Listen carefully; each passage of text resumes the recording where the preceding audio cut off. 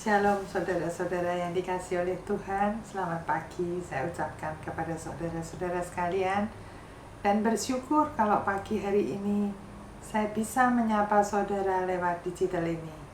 Dan sekalipun kita tidak berkumpul bersama-sama di gereja seperti biasa yang kita lakukan setiap hari Minggu, bahkan hari-hari yang lain di dalam ibadah umas, ibadah wanita, kita dalam minggu yang lalu kita juga sudah tidak ada pertemuan sehubungan dengan apa yang terjadi pada belakangan ini, di mana dunia lagi dilanda oleh pandemi, yaitu COVID-19 yang bukan hanya melanda di China, tetapi juga di negara-negara lain, termasuk negara kita.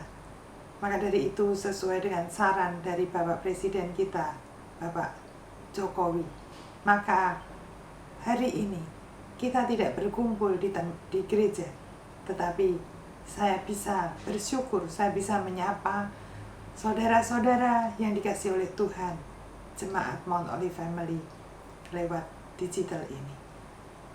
Kita bersyukur oleh karena apa yang Tuhan masih berikan kepada kita kesempatan, kita bisa berkumpul, kita bisa mendengarkan pesan-pesan Tuhan pada pagi hari ini. Saudara yang dikasihi oleh Tuhan, dengan adanya COVID-19 ini, COVID-19, maka kita bisa melihat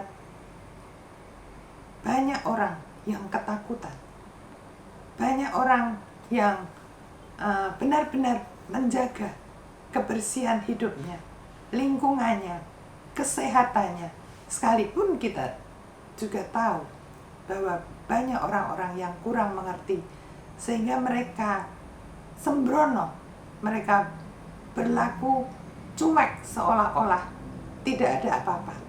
Tetapi banyak orang juga yang terlalu takut sehingga takut keluar rumah, takut kemana, takut apa.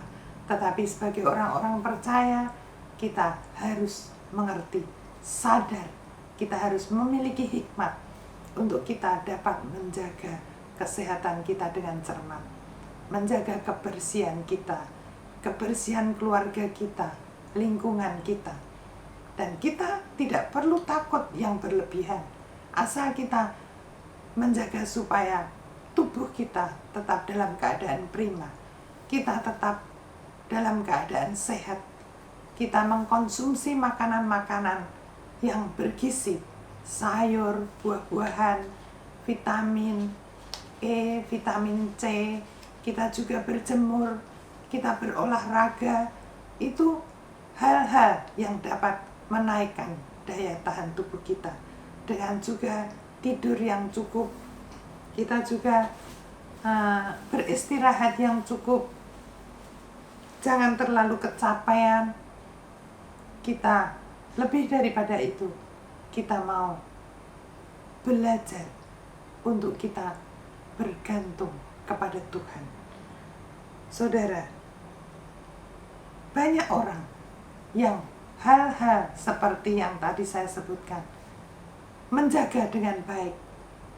Tetapi kalau tadi saya berkata, adakah kita bergantung kepada Tuhan hanya saat-saat seperti ini, atau setiap saat kita bergantung kepada Tuhan? Kita memperhatikan hidup kerohanian kita. Adakah kita benar-benar menjaga kehidupan kerohanian kita, memiliki hubungan yang indah dengan Tuhan? Dan itulah yang menjadi hal yang terutama di dalam hidup kita. Menjaga kesehatan baik, pola makan yang benar baik, kemudian melakukan aktivitas kita, bekerja dengan keras baik, belajar dengan semaksimal mungkin baik, melakukan segala sesuatu harus dengan benar, dengan maksimal. Tetapi satu hal yang acap kali orang lupakan, yaitu kurang menjaga kehidupan kerohanian, kurang menjaga hubungan kita dengan Tuhan. Adakah kita sungguh menjadi orang-orang yang mengasihi Tuhan? Atau kita sekedar hanya percaya bahwa kita adalah orang Kristen, kita anak Tuhan. Jangan berani-berani kita menyebut diri sebagai anak Tuhan kalau kita tidak memiliki hubungan yang baik, yang benar dengan Tuhan. Kalau kita melihat di dalam surat Yakobus 2 ayat 19, di situ dikatakan, jangan kita itu bangga, atau maksudnya jangan kita hanya percaya bahwa hanya ada satu Allah saja, itu baik. Tetapi ayat itu berkata, setan-setan pun percaya dan mereka gemetar. Acap kali kita cuman percaya, tetapi di mana rasa hormat dan takut kita kepada Tuhan? Sampai di mana kasih kita kepada Tuhan? Itu yang terpenting di dalam hidup kita. Maka dari itu saudara, mari kita melihat pribadi kita masing-masing. Sekalipun kita tahu di hari-hari terakhir ini banyak orang hanya melihat kesalahan orang, tetapi kita mau mawas diri, introspeksi. Itu yang penting di dalam hidup kita, karena kita tahu bahwa kita harus bisa menyenangkan hati Tuhan. Maka dari itu saudara, bagaimana kita bisa menyenangkan hati Tuhan? Kita belajar sungguh-sungguh akan kebenaran firman Tuhan. Kita mau menjadi orang-orang yang bukan hanya percaya di mulut, tetapi di dalam tindakan kita juga percaya kepada Tuhan. Kita mau menjadi orang yang beriman. Dan apakah iman itu, saudara? Iman, banyak orang Kristen berkata, bahkan banyak orang yang menyebut diri pendeta berkata, oh iman, kalau aku kepengen ini, maka aku beriman. Aku minta kepada Tuhan, aku berdoa. Kemudian nanti Tuhan jawab. Ada lagi yang mengatakan, aku klaim janji Tuhan. Di mana? Sampai di mana kita mengatakan hal seperti itu? Klaim janji Tuhan. Kalau kita asuransi, kita bisa klaim karena kita bayar premi.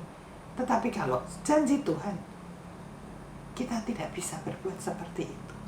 Karena kita tahu bahwa hidup kita milik Tuhan. Tuhan tahu yang terbaik di dalam hidup kita. Kita minta tidak salah, tetapi kita jangan sampai klaim kepada Tuhan. Karena itu bukan hak kita. Kita belajar, saudara. Kalau kita berkata, kita orang yang beriman. Iman yang benar itu artinya penurutan kepada kehendak Allah. Sampai di mana, saudara, kita menurut kepada kehendak Allah? Adakah kita cuma ngomong kita Kristen, kita ke gereja, tetapi kita tidak pernah menjalin hubungan dengan Tuhan? Bagaimana kita bisa berkata kita menurut kepada kehendak Allah, tetapi kita tidak tahu apa yang menjadi kehendak Allah di dalam hidup kita? Untuk itu, saudara, kita perlu mengerti bahwa kita harus tahu bahwa kita harus mengenal Tuhan dengan baik. Di dalam 2 Petrus 3 ayat 18 yang mengatakan bahwa kita harus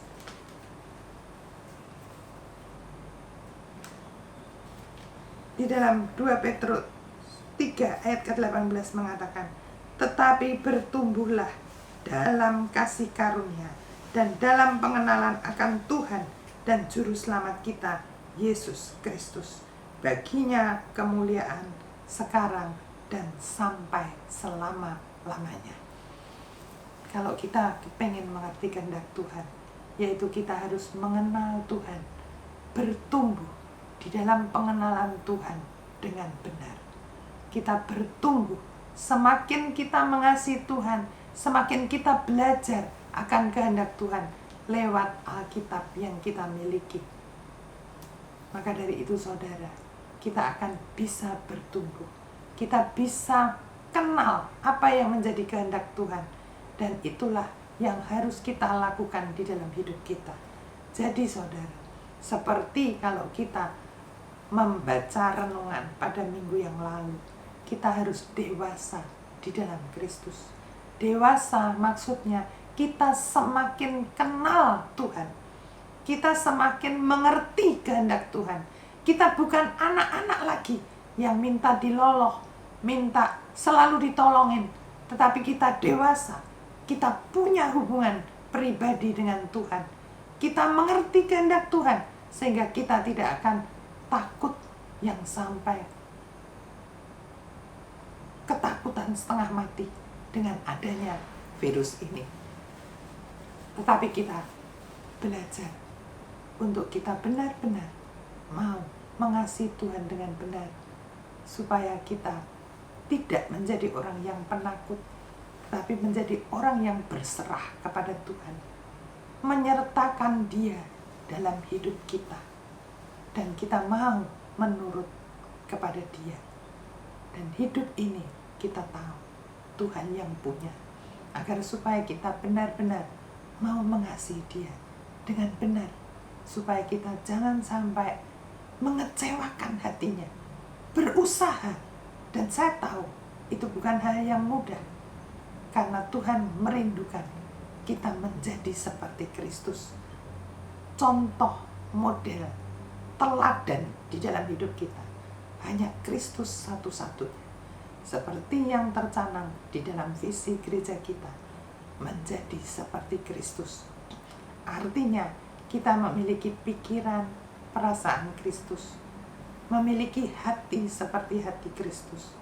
Itu yang harus kita ikuti di dalam hidup kita, supaya kita dapat menyenangkan Tuhan, dan kita sadar bahwa hidup yang sementara ini akan kita pergunakan dengan benar, supaya apapun yang kita lakukan semua hanya untuk kemuliaan nama Tuhan.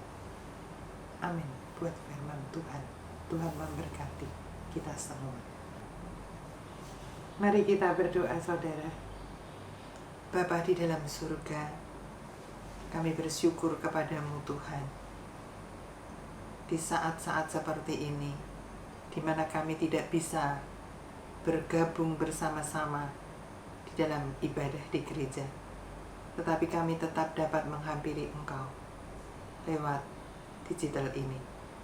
Terima kasih Tuhan untuk kebenaran firman yang boleh kami terima. Kau akan didik kami terus, supaya kami boleh menjadi anak-anak-Mu yang bertumbuh di dalam pengenalan yang benar kepada Kristus, supaya kami dapat semakin hari semakin mengasihi Engkau dan hidup seturut dengan kehendak-Mu, karena kami mengerti kehendak-Mu di dalam hidup ini.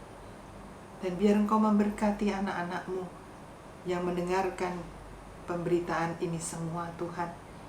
Engkau terus bekerja di dalam hati mereka, supaya mereka menjadi orang-orang yang sungguh hidup seturut dengan kehendak-Mu.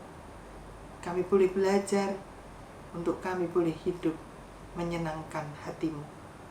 Tidak ada lain Tuhan yang kiranya menjadi prioritas hidup kami, kecuali kami rindu dan berusaha untuk menyenangkan hati-Mu. Terima kasih Bapa. Meteraikan firman-Mu di dalam loh hati kami, dan Roh Kudus Engkau terus berbicara kepada kami. Terima kasih. Terpuji nama-Mu ya Bapa. Demi nama Tuhan Yesus kami bersyukur dan alaskan doa ini. Haleluya. Amin.